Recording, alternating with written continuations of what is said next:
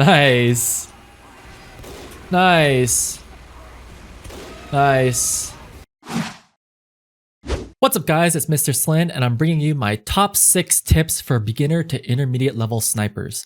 Sniper is one of the best classes for new players since you can stand in the backfield and it's point and click.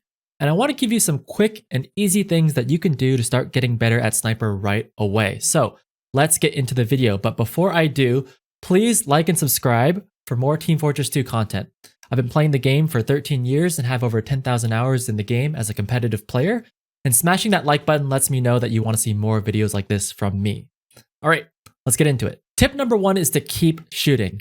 The best part about sniper is that there's no reloading, so keep shooting and don't stop. The more shots you take, the higher your damage per second or DPS, so fire away. One of the mistakes that I see new players making is that they stay scoped in and camping on a single angle. If you keep shooting, you'll do more damage, and the other benefit is that you'll get more aim practice, so if you take more shots, it can only benefit you to shoot more. Tip number 2 is to go for headshots. Headshots are definitely harder to hit than body shots, but it's well worth it, since headshots hit for 3 times as much damage as body shots. Body shots definitely have their place in the game, as sometimes a charged body shot will do enough damage to kill somebody, but headshots is where the real money is at. If you miss a shot, don't get discouraged. The more you practice, the better you'll get. And once you start hitting headshots more consistently, your DPS should jump up because it's just a more efficient way to play the game. If you want to hit headshots more consistently, then pay attention to my third tip, because my third tip is crosshair placement. This is a very common theme amongst many different FPS games. The goal is to make your mouse flicks as small as possible by positioning your crosshair as close to the enemy head before you zoom in. Smaller flicks are much easier to hit than large flicks, so the better you are at crosshair placement, the easier it will be to headshot. Now, there are 2 parts to this tip. First, as you walk around the map, keep your crosshair at head height. Second, when you see a target, try to get your crosshair as close to their head as possible before you scope in. If you did a good job with the crosshair placement, then it should be a very small flick to the head as you shoot. This is a tip that will really help you to hit a higher percentage of headshots, so practice your crosshair placement.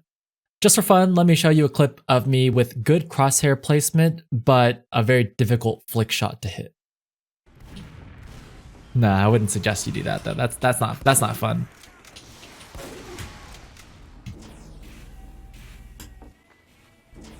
Oh, that was a big flick.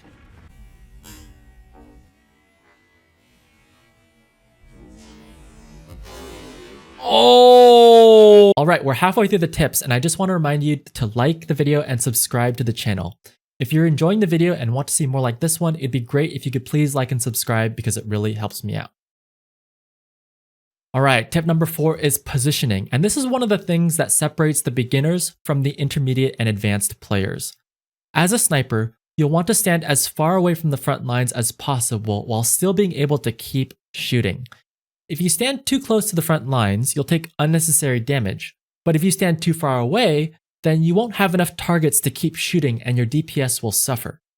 Finding the right balance is something that requires experience, and as you play the game and get familiar with the maps, you'll start to understand where the choke points are, the places where you're likely to get flanked, and the types of classes that are likely to jump you.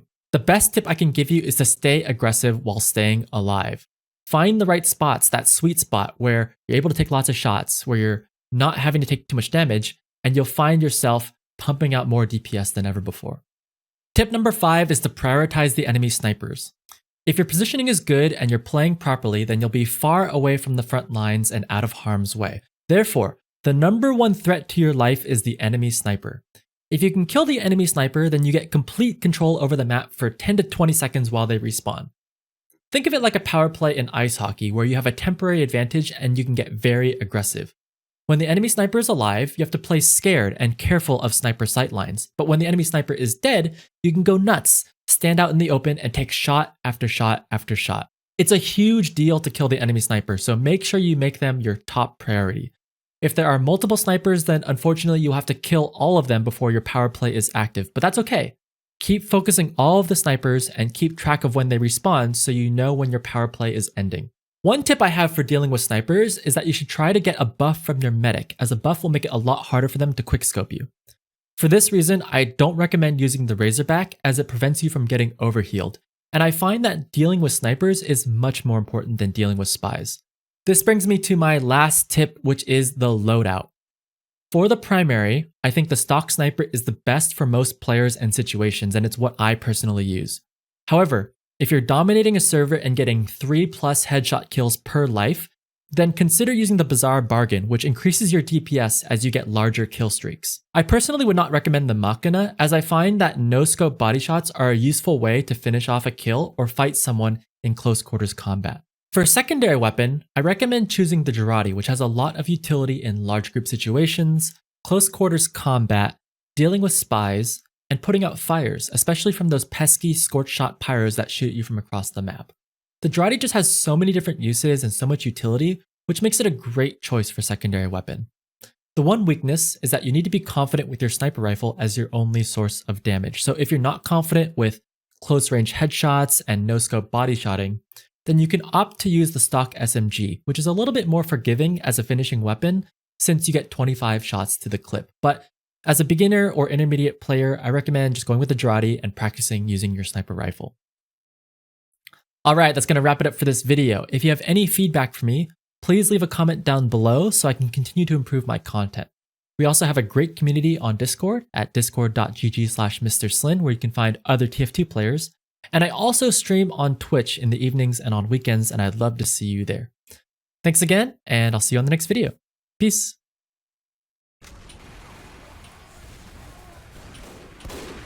Oh my god, I'm headshotting the bot. Oh my god, I killed the bot.